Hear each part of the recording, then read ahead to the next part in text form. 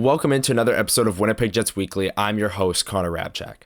The Jets went a stellar 3-0 over the last week. They've now won 6 out of their last 7 games and secured a point in 11 of their last 13, dating all the way back to October 21st in an overtime win against the Edmonton Oilers. They're rolling, they're one of the hottest teams in the NHL, and there's a lot to talk about in this episode, so let's get right into it. Now, let's get into the Jets. There's a lot to talk about. They're rolling. There's a lot to like with the way that they're playing right now, and that started with a convincing 6-3 win over the New Jersey Devils. From front to back, the Jets absolutely controlled this one. New Jersey didn't have their top 2 centers in Jack Hughes or Nico Hischier, which was kind of tough for the entertainment value of this game. But if you were inside Canada Life Center, if you watched the game and you're a Jets fan, you enjoyed it. They absolutely dominated this game. Kyle Connor scores twice again. Going to talk a lot about him in this episode. Cole Perfetti, he scored again. This brought his goal streak to 4 games, and he kept it going in the next one. And Josh Morrissey, 4 assist night. And now, if you remember, last week, Alex Iafallo tied a franchise record against the Blues on the road with 4 assists. Then Mark Scheifele followed it up, and he had his own game with 4 assists. And now Josh Morrissey has a game with 4 assists. This franchise record has now been tied 3 times over the past 2 weeks.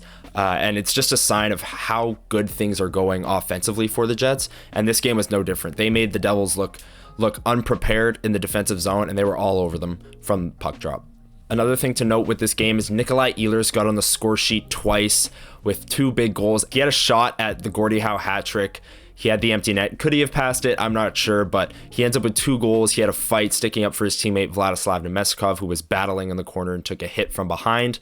But it was a great sign to see Ehlers get back on track. And throughout this homestand, game by game, shift by shift, he's looking more and more like himself after missing all of preseason with an injury. And it's a great sign for the Jets going forward. And this was just game 1 of Nikolai Ehlers looking like himself, 2 goals and a fight, which is not typical Nikolai Ehlers, but it was still cool to see.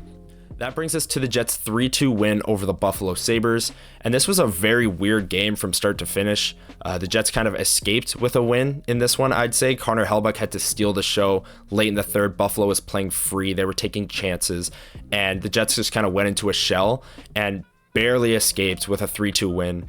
Never mind, the game-winning goal was Nikolai Ehlers shooting the puck from the bench as he was about to go for a line change, and it looped. It was a high arcing shot over the shoulder of Owen Power and then over the glove hand side of Eric Comrie. Just a weird way to score in general and a weird way to get a game winner. But Nikolai Ehlers, hey, got another goal. It counts for the stats. And then Cole Perfetti, speaking of stats, 5 straight games with a goal. He opened the scoring in this one. That ties a franchise record for 5 straight games with a goal for a player under the age of 22. The record previously held and still held by Patrick Laine. Just an unreal stretch of games from Cole Perfetti. 5 straight games with a goal, 8 straight games with a point. Both of those came to a halt in the last game of the homestand, but the Jets escaped with a 3-2 win over a lesser opponent. That's exactly what you asked for, is the 2 points. That brings us to the final game of the homestand, which was a dominant 5-2 win over the Arizona Coyotes.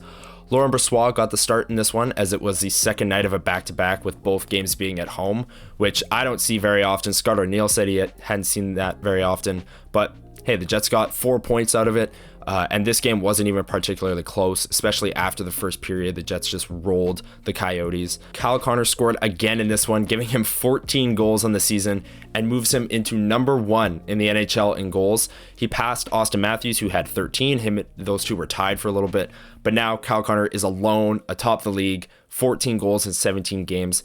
That's just a ridiculous pace. I don't expect it to keep up.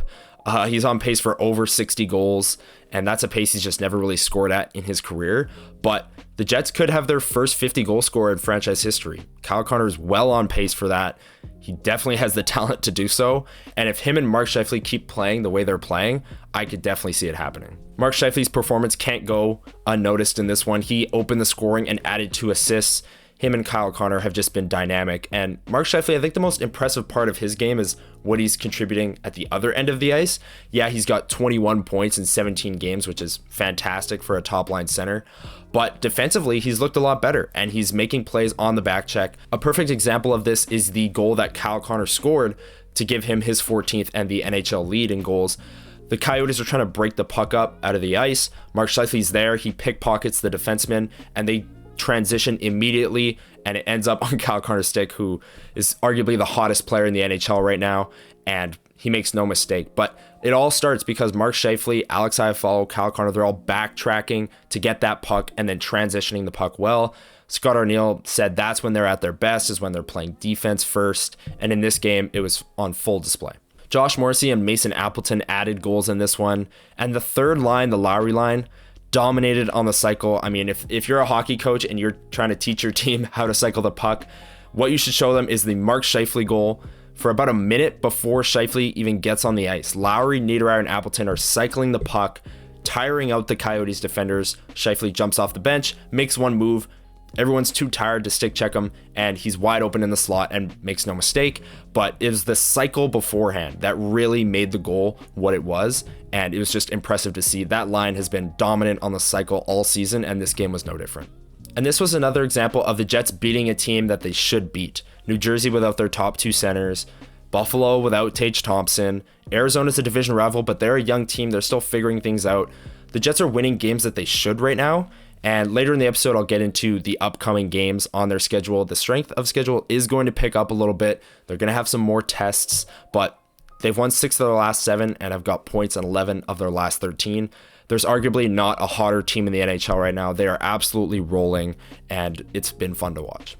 Now let's get into the segments portion of the episode. We've got the hardest working Jet and the 3 stars of the week coming up. The hardest working Jet, not necessarily the player with the most points, but making the little plays that coaches love.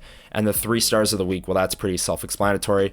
While I've got you here, if you haven't already, make sure you hit the thumbs up, hit the subscribe button, and the notification bell so you don't miss Winnipeg Jets Weekly, usually every Monday morning, but this week Tuesday, given the fact that the Bombers played Sunday night and the Jets don't play until Wednesday. But usually every Monday morning, hit the thumbs up. Let's get into the segments. My hardest working Jet of the week is Vladislav Nemesnikov. I've talked so much already in this episode alone. Cole Perfetti's going offensively. Nikolai Ehlers is starting to look like himself. And at the center of it all is Vladislav Nemesnikov. He's my hardest working Jet. He's making plays below the goal line, taking hits, winning puck battles, and getting the puck to those players who are on great point streaks in Perfetti's case, or just starting to hit their stride in Ehlers' case. But he's been great this year. Does he get pushed down to the 4th line when Gabriel Velarde returns? I'm not sure.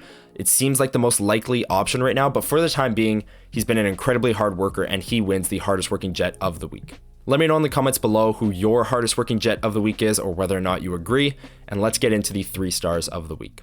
Now, before we get into the 3 stars of the week, I do have to give an honorable mention to both Nikolai Ehlers and Cole Perfetti.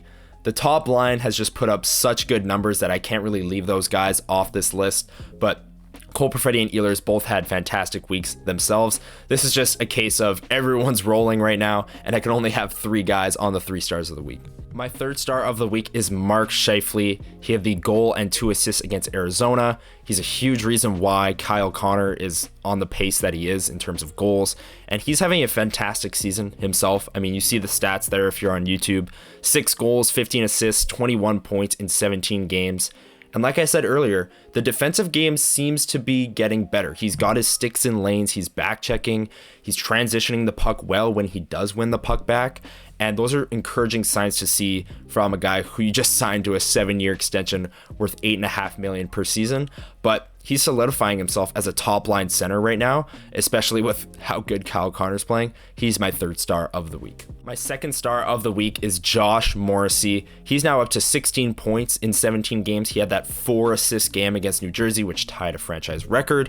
And then he had the goal and the assist against Arizona. I feel like last year there was a shock factor with what Morrissey did. He was near a point per game over 78 games, and it kind of came out of nowhere, right? And no one expected it. Now this year, everyone's just used to it, and he's got 16 points, and everyone's just kind of shrugging their shoulders at it. He's been fantastic. He's picked up right where he left off last season at a point per game pace, and he doesn't look to be slowing down anytime soon. Josh Morrissey, my 2nd star of the week on Winnipeg Jets Weekly. Now, we might have to rename the 1st star of the week after Kyle Connor, make it the Kyle Connor Award, because this is now back-to-back weeks that he's won it. It's going to be interesting to see if he can keep this pace up, but for the time being, 14 goals in 17 games, leads the NHL, 22 points. He looks unstoppable in the offensive zone. And like I said, the strength of schedule is going to pick up a little bit here. It's going to be interesting to see if he can keep this pace rolling. But him and Mark Scheifele are just an absolutely dynamic duo right now, and nobody can stop them. And for the time being, Kyle Connor is just going to keep winning the first star of the week because he keeps filling the stat sheet. He had the 2 goals against New Jersey. He had a goal and an assist against Arizona, and he earns the first star of the week on Winnipeg Jets Weekly. Now, before we preview the upcoming schedule for the Jets, make sure you leave a comment below. Let me know if you agreed with my choices for hardest working Jet, 3 stars of the week, and while you're there, leave a thumbs up on the video and hit the subscribe button. Now, let's take a look at the upcoming schedule for the Winnipeg Jets. It starts with the Tampa Bay Lightning, who haven't missed a beat without Andrei Vasilevsky in net. They're still one of the most fun teams to watch in the NHL. Nikita Kucherov, Braden Point, dynamic players. Then you get the Florida Panthers. You stay in the state of Florida. They, obviously, coming off the Stanley Cup, they've activated recently Brandon Montour and Aaron Ekblad from injury, so their back end got a huge boost, and their record before that was pretty stellar, so they're a tough test, especially on the road. And then the Jets play another divisional opponent with Nashville on the road. That's a Sunday night game. It's, I believe, the first Sunday game the Jets have played all year, but on the road, Nashville to wrap up the road trip, and then they return home for what should be a very exciting homestand, which starts with the Dallas Stars and then the Edmonton Oilers, which is game 2 of the Winnipeg Sports Talk 4-game ticket pack. Should be a good one. Connor McDavid, there's so many storylines surrounding the Edmonton Oilers this year, but a tough schedule coming up for the Jets. The road games are tough, especially with Tampa and Florida. They are very tough outs. Nashville's another good divisional opponent. And then Dallas and Edmonton, I mean, Edmonton's got to turn it around at some point, and they're going to be a tough out as well. So some big tests coming up for the Winnipeg Jets. You're not playing Arizona anymore. These are legit playoff teams, and we're going to see if they can keep the winning streak alive. That's going to do it for episode 4 of Winnipeg Jets Weekly. I hope you enjoyed the video, and I'll see you back here next week. Should be another Tuesday release next week, given the Jets play Sunday night. That gives me time to record this Monday and post it Tuesday, so be on the lookout for that. In the meantime, make sure you're keeping up with Winnipeg Sports Talk Daily. Huss and Remus, you know they're going live every day, 1 to 3:30 on the Winnipeg Sports Talk YouTube channel, so make sure you're subscribed so that you don't miss an episode of that. They're going to have a full week of content regarding the Winnipeg Blue Bombers' loss in the Grey Cup and the upcoming schedule, the tough test for the Winnipeg Jets. They'll have reactions, takeaways from every game when they go live Monday through Friday. Thank you once again for checking out Winnipeg Jets Weekly. This has been episode 4. I'm your host, Hrabchak, and I will see you all next week. Have a great week, everyone.